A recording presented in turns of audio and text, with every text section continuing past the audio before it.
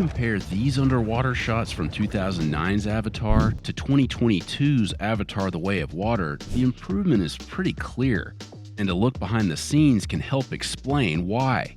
The first movie was shot on a dry set, with actors mimicking what it'd be like underwater. But for the sequel, they actually filmed these dynamic scenes, well, underwater, creating some of the clearest animated water scenes ever captured for a film.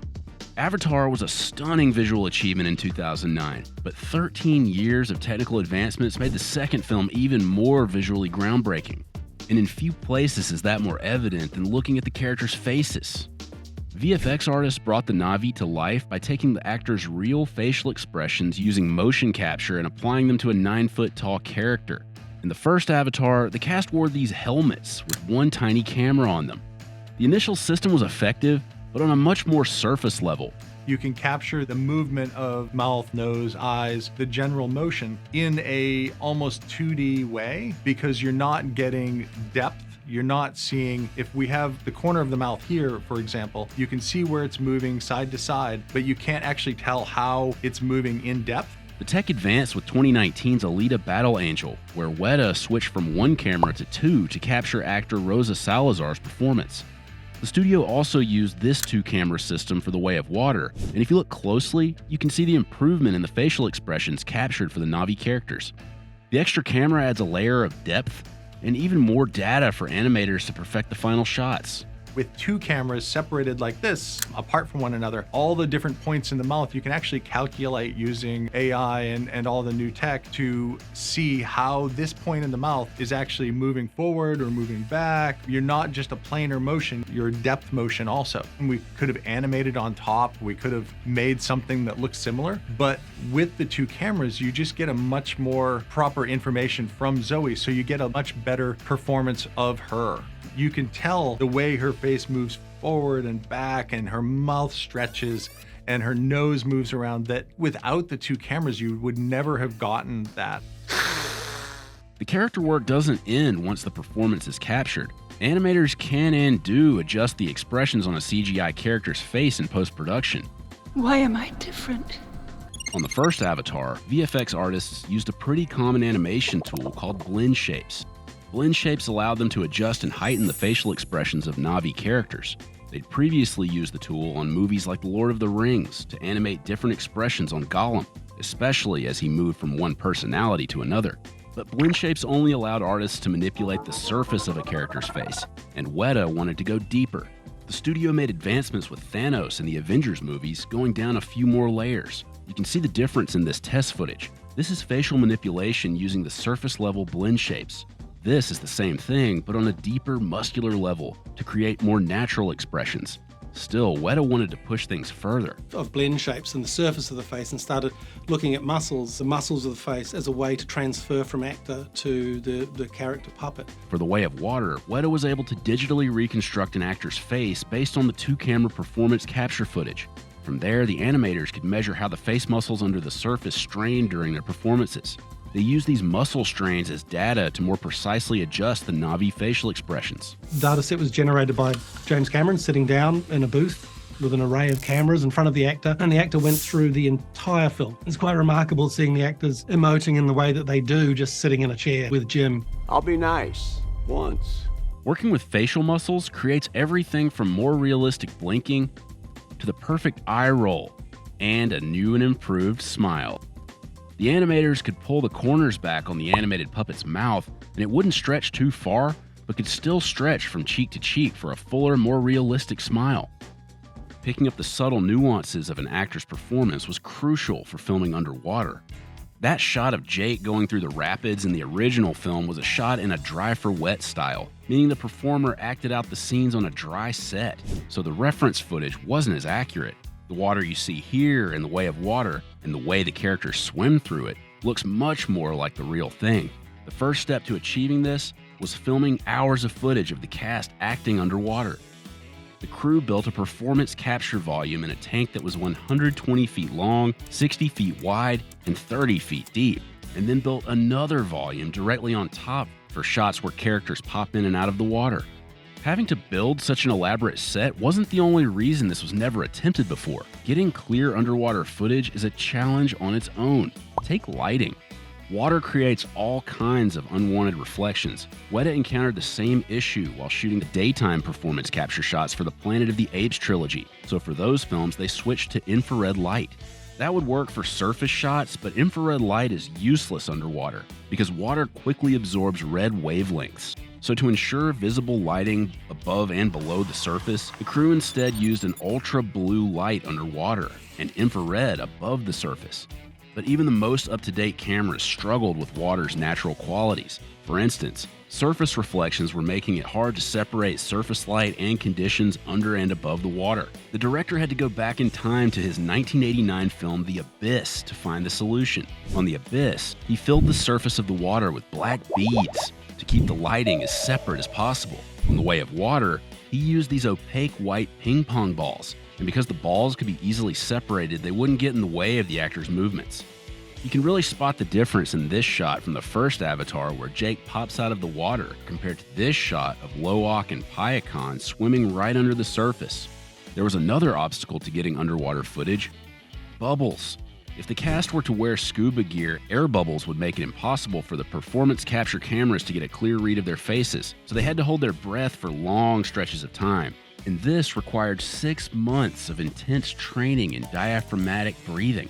Increasing their lung capacity allowed them to hold their breath for at least 5 minutes at a time. By the end of that training period, Kate Winslet broke the world record for longest breath held on a movie set. But it would take a lot more to make the actors swim as fast as their digital counterparts.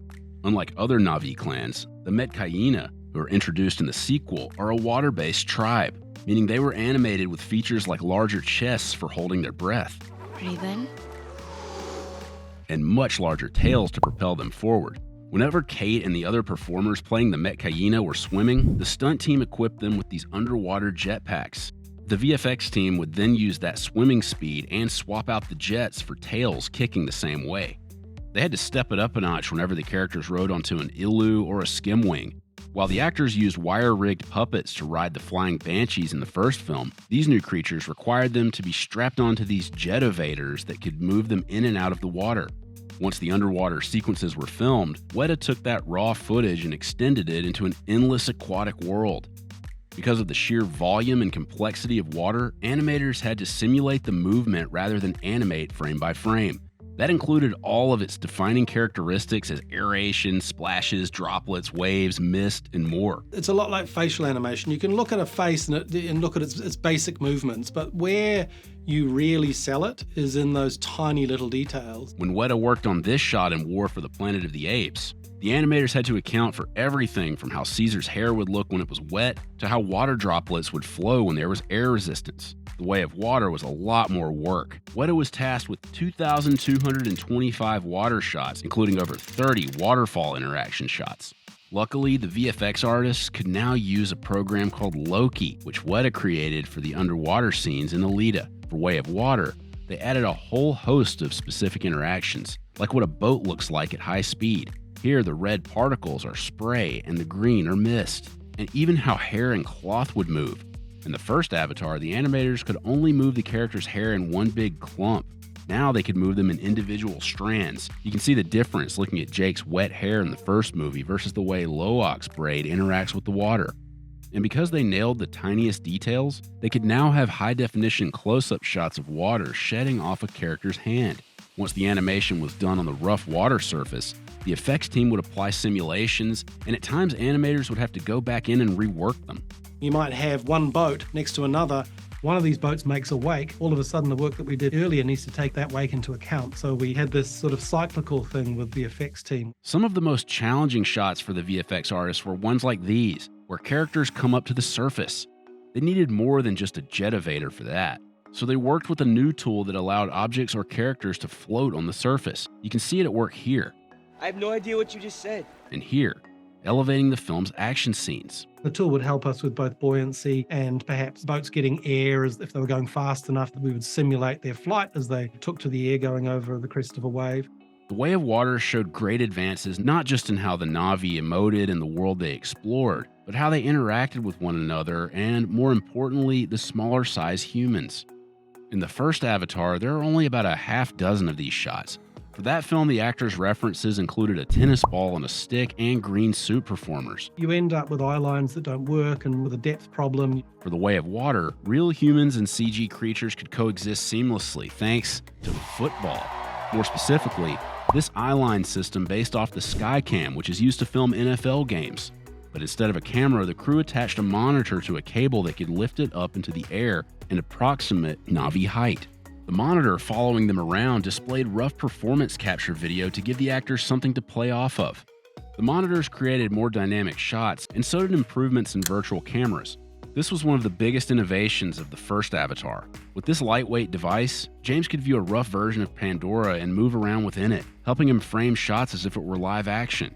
When shooting with the cast, the crew used real-time depth compositing to see the real and digital elements in a shot in real time. This made shot composition less of a guessing game. It helped Weta seamlessly place Gollum in shots in Lord of the Rings and let Mowgli walk alongside Bagheera in The Jungle Book. It even helped the artists match Alita's digital robotic arms with Rosa's real ones. For The Way of Water, the tech took a huge leap forward. Real-time depth compositing got more precise because the crew could see digital and real elements combined down to the pixels making up the shot. This meant the shots where Na'vi and humans interact were a lot better. Just compare this shot in the original to this one in the sequel. We honestly got that working, probably 2 weeks before we started filming. Being a stereo 3D movie, you always have to have everything exactly where it should be in space. And depth compositing is also why the water looks so good. For shots like this, the actor playing Spider stood alone in a wave pool, with the Na'vi characters visible in a real-time composite. A weird side effect that we actually weren't expecting is we were able to use that same data that we used for the depth compositing back in post-production. Those pixels help them digitally extend the water so seamlessly that it's impossible to know what was real and what was computer generated. We could get exactly where the water was. We could then plug our CG water simulation into the live action water and make the two work together. After all that, those early waterfall shots look a lot less daunting now. By the end of The Way of Water, that shot was a doddle for us. Doing that was easy.